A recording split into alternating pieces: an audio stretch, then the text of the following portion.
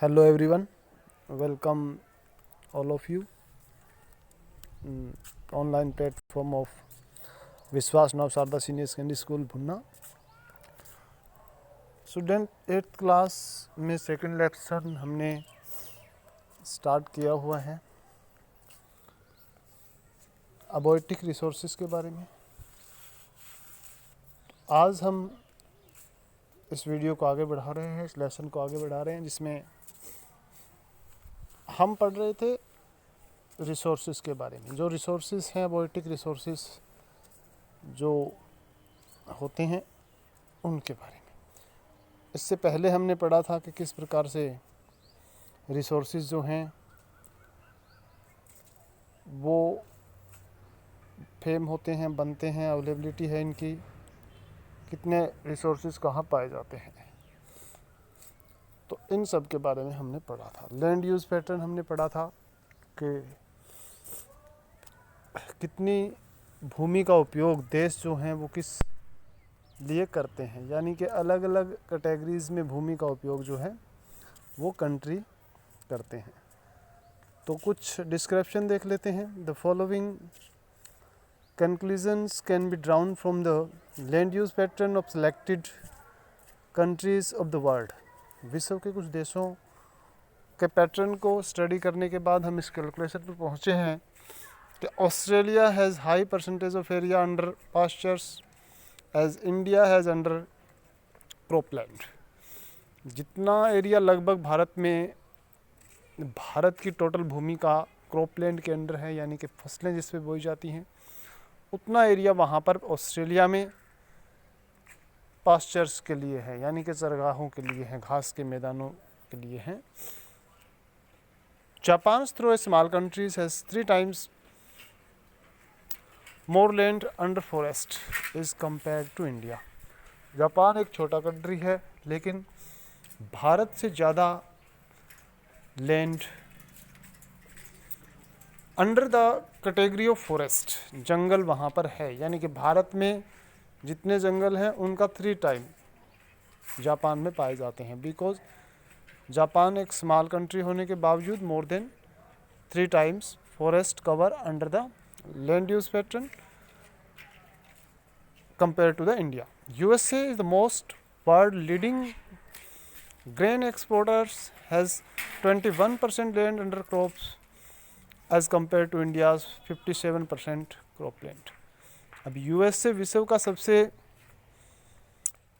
अधिक खाद्यान्नों का आयात निर्यात करने वाला देश है, यानी कि फूड ग्रेन जो है वो USA सप्लाई करता है, पूरे विश्व में एक्सपोर्टर है वो। लेकिन इंडिया से कम भूमि लैंड यूज़ पैटर्न के लिए यूज़ की जाती है वहाँ पर। 21% कंपेयर्स टू इंडिया इज़ 57%। भारत में जो क्रॉपलैंड के अंडर 57% है, यूएसए में only 21%। Among these countries India has considerably high percentage of area under cropland. If we study the table, then we clearly show that India is use the land under the cropland is high percentage rest of the country of the world. विश्व के सभी देशों से ज़्यादा भारत में cropland use किया जाता है, भूमि को फसलों के लिए उपयोग किया जाता है। लेकिन हमारी प्रोडक्टिविटी है वो दूसरे देशों से कम है, इसलिए पर हेक्टेयर जो प्रोडक्शन है वो लो रहता है अदर कंट्री से। Factor affecting the land use patterns. अब कौन कौन से जो फैक्टर हैं वो लैंड यूज़ के इस पैटर्न को अफेक्ट करते हैं, उन पर एक नज़र डाल लेते हैं।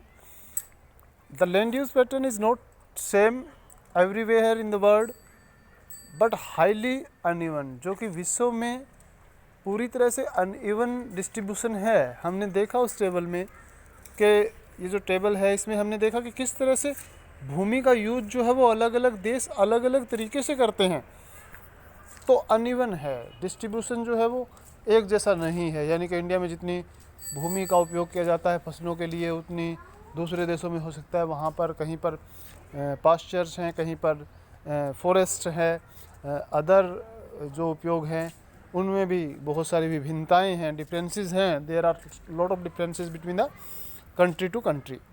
तो इसी प्रकार से हम देखते हैं। तो pattern mainly influence by the following factors. अब ये फैक्टर जो हैं वो पूरे वर्ल्ड के लिए हैं, यानी कि पूरे वर्ल्ड में ये फैक्टर जो हैं वो इफ़ेक्ट करते हैं लैंड यूज़ पैटर्न को। लैंड यूज़ पैटर्न मतलब भूमि जितनी हम उपयोग में लाते हैं उसको ये फैक्टर्स इफ़ेक्ट करते हैं।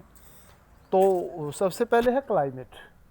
Climate use pattern of any place is directly और indirectly influence by the climate conditions. Direct और इनडायरेक्ट दोनों रूप से जलवायु जो है वो लैंड यूज़ को प्रभावित करती है।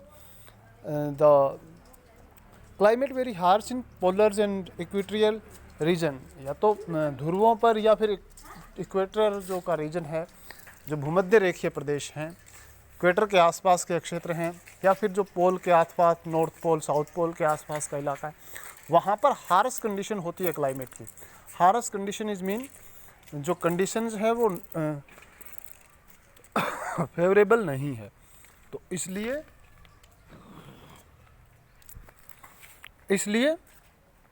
क्लाइमेट डायरेक्टली और इनडायरेक्टली इफ़ेक्ट करती है। उसके बाद है टेक्नोलॉजी, वेल ड्रेन टोपोग्राफी होता है भूमि की ऊपरी सतह, यानी कि भूमि जो है वो इसकी ऊपरी सतह कैसी है ये प्रभावित करता है लैंड यूज़ पैटर्न को।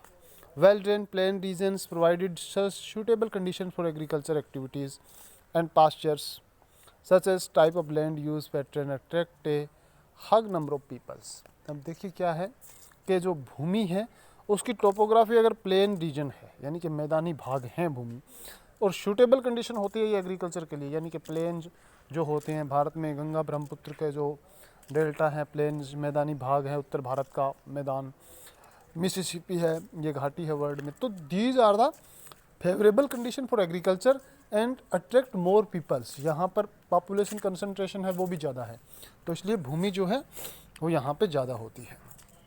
यूज टोपोग्राफी इफेक्ट करती है। टाइप ऑफ सोइल, अब किस प्रकार की मिट्टी है वहाँ पर, तो वो भी adequate well planned land use pattern can be seen in the area having fertile soil, area like cold and hot desert. अब हो सकता है कोल्ड डेजर्ट हो जैसे हमारे लद्दाख में है, जो हॉट डेजर्ट हो सकता है जैसे हमारा राजस्थान में है। तो इस प्रकार के जो रीजन्स होते हैं वो कम अट्रैक्ट करते हैं, और जो दूसरे प्रकार के जो हैं वेल प्लेन लैंड होती है वो पैटर्न वो ज़्यादा, अगर फर्टाइल लैंड है तो वो ज़्यादा अट्रैक्ट करती है पीपल्स को। तो ये डायरेक्टली क्लाइमेट जो है इफेक्ट करता है लैंड यूज़ पैटर्न को। अवेलेबिलिटी ऑफ वाटर्स, जल की उपलब्धता, well planned well developed and planned land use patterns, water availability is essential. अब वाटर जो है वो इसेंशियल है।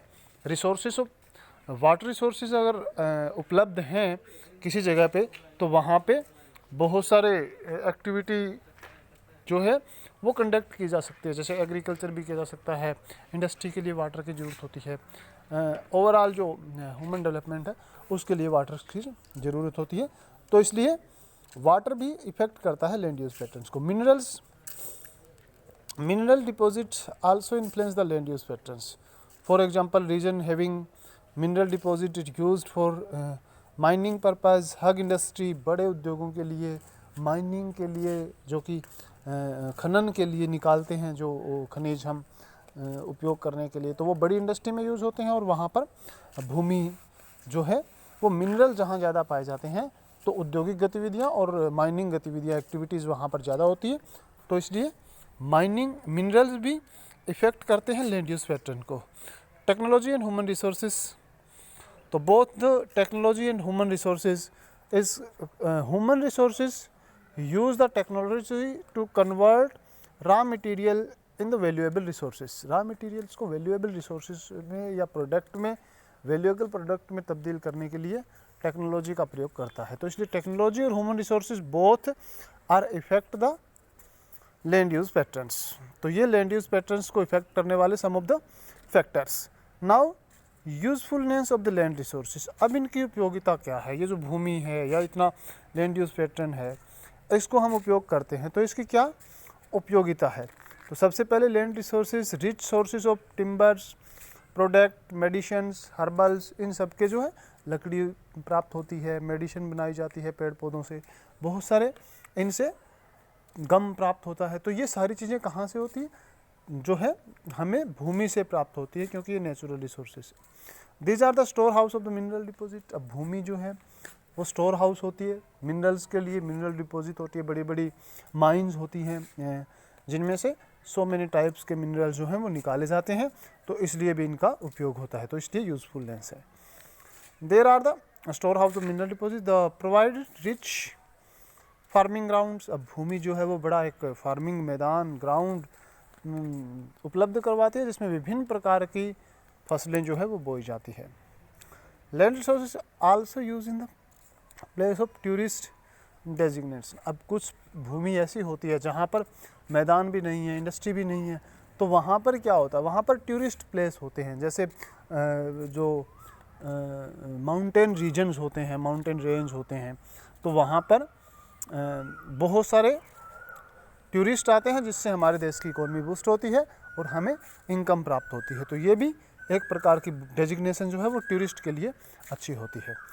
Land resources provided lofty mountains, high hills, plateaus, plains, rivers, ponds, oceans, extra, ये सभी जो हैं ओशियंस हैं, लैंड रिसोर्सेज प्रोवाइड करवाता है। हिल्स एरिया है, हिली एरिया है, मैदानी भाग है, रिवर है, पॉन्ड्स है, ये सब जो है भूमि यूज़फुल बनाते हैं भूमि को, और भूमि का उपयोग जो है वो हम कर पाते हैं। अब हम देखते हैं कंजर्वेशन ऑफ लैंड रिसोर्सेज के। लैंड रिसोर्सेज को कंजर्व कैसे किया जा सकता है। इससे पहले हमने रिसोर्सेज कंजर्वेशन के बारे में पढ़ा था, तो सेम है डेफिनेशन। कंजर्वेशन वर्ड जहाँ भी आता है तो उसमें दो तीन चीज़ें शामिल होती हैं। Conservation of land resources refer to the careful use of proper management of the resources. अब केयरफुल और जुडिशियस यूज़ करना चाहिए, यानी कि हमें अत्यधिक ज़्यादा उपयोग नहीं करना चाहिए, जिससे कि फ्यूचर जनरेशन के लिए कुछ ना बचे, या फ्यूचर जनरेशन जो है वो इन रिसोर्सेज का उपयोग ना कर पाए। तो ये है प्रॉपर मैनेजमेंट से हमें यूज़ करना चाहिए। Conservation of the land resources essential है, क्योंकि resources can be adopted. Conserve land resources, degradation rate of the land should be checked. कितनी जो भूमि है वो डिग्रेड हो रही है, यानी कि उसकी गुणवत्ता कम हो रही है, उसको चेकअप होना चाहिए। More trees should be ground, ज़्यादा से ज़्यादा पेड़ लगाए जाने चाहिए कंजर्वेशन करने के लिए। Land should be reclaimed for the main use, उसको जो मेन यूज जिसका भूमि का उपयोग किया जाता है मेन कार्य के लिए, उसको रिक्लेम्ड किया जाना चाहिए। ओवरग्रेजिंग शुड बी कंट्रोल्ड, जो ओवरग्रेजिंग है, ज़्यादा उपयोग है, ज़्यादा कटाई होती है, ज़्यादा चरगाहे होते हैं, उसका उपयोग जो है वो रुकना चाहिए, उसको कंट्रोल्ड किया जाना चाहिए इन एक्टिविटीज़ को। केमिकल, पेस्टिसाइड और फर्टिलाइज़र शुड बी रेगुलेटेड, इनको रेगुलेट किया जाना चाहिए, यानी कि इसकी जो ज़्यादा मात्रा है वो नहीं डालनी चाहिए, तो इनके लिए रेगुलेशन होने चाहिए, रूल रेगुलेशन के तहत इनका उपयोग होना चाहिए।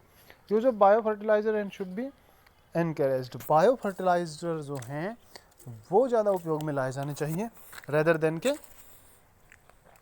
दूसरे संसाधनों के। जो फर्टिलाइज़र्स हैं इनमें बायो फर्टिलाइज़र, बायो केमिकल्स डालनी चाहिए, ताकि भूमि की जो गुणवत्ता है वो बनी रहे। तो आज के वीडियो में तो बस इतना ही। आगे हम इस लेसन को कंटिन्यू करेंगे। तो आपने factor affecting the land use patterns, usefulness और कंजर्वेशन ऑफ रिसोर्सेज, 3 क्वेश्चंस आपके बनते हैं, इनको आपने करना है।